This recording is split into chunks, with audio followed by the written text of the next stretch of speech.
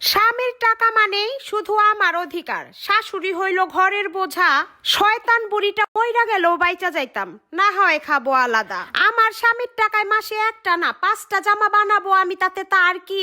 সে বুইরা মহিলা, তাকে বছরে একটা প্রিন্টের কাপড় দেব। যদি না হয় তাতে খুশি, তাহলে বৃদ্ধাশ্রম শুধু পাঠানো আছে বাকি। পাড়ার লোকে আমাকে খারাপ বউ বলে জানে, তাতে আমার কিছু যায় আসে না।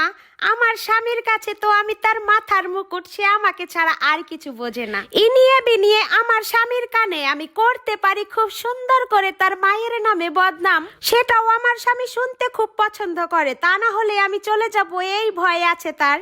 সবকিছু মিলিয়ে আলহামদুলিল্লাহ আমি আছি খুব দাপটে, স্বামী আমার হাতের মুঠোয়। চিন্তা করো না মা, তুমিও রেডি থাকো, তোমারও আছে ছেলে, পই পই করে তোমায় এগুলোই ফেরত দেবে। শুধু থাকো সময়ের অপেক্ষায়।